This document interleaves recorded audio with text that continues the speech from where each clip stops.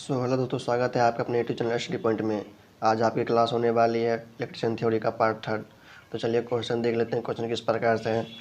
पहला क्वेश्चन कह रहा है, क्वेश्चन नंबर 41 डीसी जनरेटर में स्प्लिट रिंग का क्या कार्य है। प्रश्न कह रहा है डीसी जनरेटर में स्प्लिट रिंग का क्या कार्य है। तो इसका राइट आंसर देख लेते हैं। इसका राइट आंसर हो जाएगा आपका option number B. Option B इसका राइट आंसर हो जाएगा। एक दिशा में आउटपुट बनाता है। चलिए नेक्स्ट क्वेश्चन की ओर बढ़ते हैं। अगला प्रश्न है डीसी जनरेटर में किस प्रकार का वोल्टेज गतिशील रूप से प्रेरित होता है।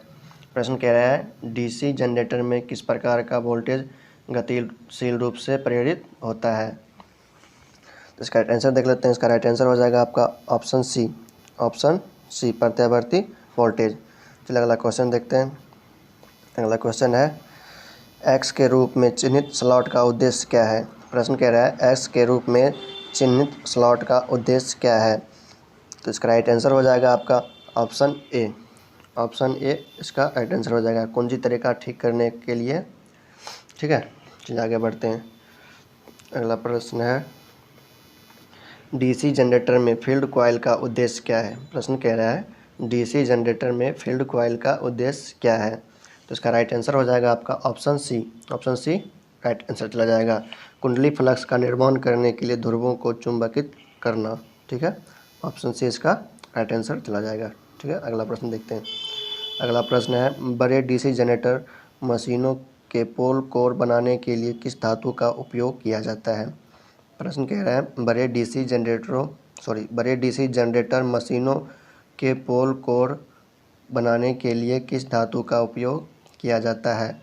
तो इसका राइट आंसर देख लेते हैं। इसका राइट आंसर ऑप्शन सी ढलवा इस्पात। ठीक है, ढलवा इस्पात इसका राइट आंसर है। ठीक है, अगला प्रश्न है क्यों पोल कोर स्टम्पिंग डीसी जनरेटर में पटलित करते हैं। प्रश्न कह रहा है पोल कोर को क्यों स्टम्पिंग डीसी में पटलित करते हैं। तो इसका राइट आंसर हो जाएगा ऑप्शन डी भावर धारा हानि को कम करे। ठीक है, इसका राइट आंसर होगा ऑप्शन डी। ऑप्शन डी इसका राइट आंसर चला जाएगा। चलिए अगला प्रश्न देखते हैं। अगला प्रश्न है इलेक्ट्रोप्लेटिंग प्रक्रिया के लिए किस प्रकार के डीसी जनरेटर का उद्देश्य किया जाता है। प्रश्न कह रहा है इलेक्ट्रोप्लेटिंग प्रक्रिया के लिए किस प्रकार के डीसी जनरेटर का उपयोग किया जाता है। तो इसका राइट आंसर हो जाएगा ऑप्शन ए शंट जनरेटर। ठीक है, इसका right answer option A shunt generator हो जाएगा। चलिए अगला प्रश्न देखते हैं। अगला प्रश्न है डीसी जनरेटर में कंपनसेटिंग वाइंडिंग का उद्देश्य क्या है। प्रश्न कह रहा है डीसी जनरेटर में कंपनसेटिंग वाइंडिंग का उद्देश्य क्या है। ठीक है, इसका राइट आंसर हो जाएगा आपका option C. Option C right answer चला जाएगा। चलिए अगला प्रश्न देखते हैं। अगला प्रश्न है यदि शंट फील्ड प्रतिरोध क्रांतिक प्रतिरोध मान से ऊपर है तो क्या प्रभाव पड़ता है डीसी जनरेटर। प्रश्न कह रहा है यदि शंट फील्ड प्रतिरोध क्रांतिक प्रतिरोध मान से ऊपर है तो क्या प्रभाव पड़ेगा डीसी जनरेटर पे। ठीक है, तो इसका राइट आंसर हो जाएगा आपका आउटपुट वोल्टेज नहीं, ये तो नहीं होगा।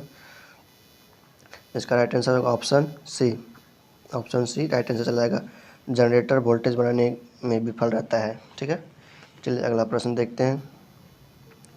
अगला प्रश्न है डीसी जनरेटर में आर्मेचर प्रतिक्रिया का प्रभाव क्या है।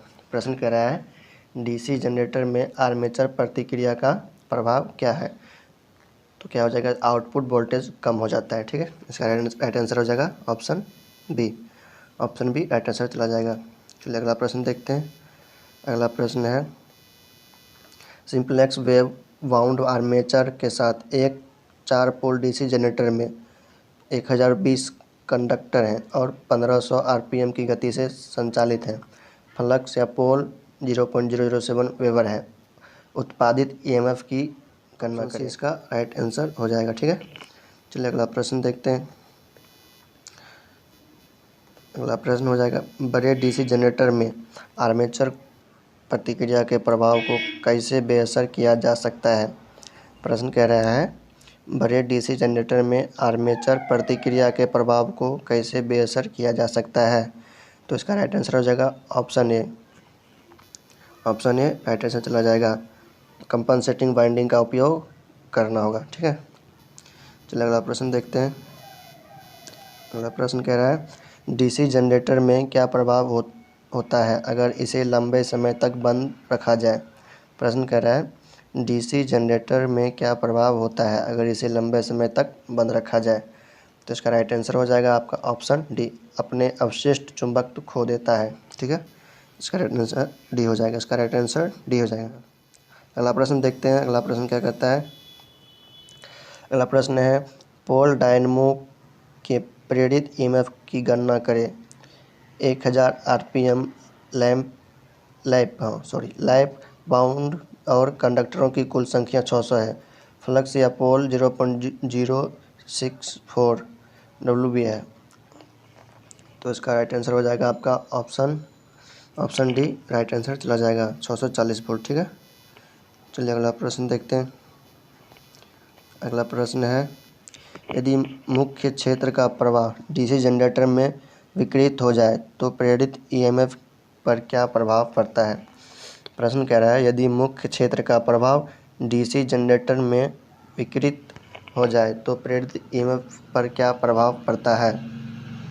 तो इसका राइट आंसर हो जाएगा प्रेरित ईएमएफ घटता है। ठीक है, इसका राइट आंसर ऑप्शन बी चला जाएगा। चलिए अगला प्रश्न देखते हैं। अगला प्रश्न है डीसी जनरेटर के ब्रश में भारी स्पार्किंग का कारण क्या है। प्रश्न कह रहा है डीसी जनरेटर के ब्रश में भारी स्पार्किंग का कारण क्या है। तो इसका राइट आंसर चला जाएगा आपका ऑप्शन सी इसका राइट आंसर चला जाएगा। ठीक है, अगला प्रश्न है आर्मेचर वाइंडिंग प्रतिरोध को मापने के लिए किस उपकरण का उपयोग किया जाता है। प्रश्न कह रहा है आर्मेचर वाइंडिंग प्रतिरोध को मापने के लिए किस उपकरण का उपयोग किया जाता है। तो इस प्रश्न का आंसर आप लोग कमेंट में बताना। ठीक है, इस प्रश्न का आंसर आप लोग को देना है। ठीक है, कमेंट में बताना है। तो मिलते हैं नेक्स्ट वीडियो में। आज के लिए बस इतना ही। जय हिंद।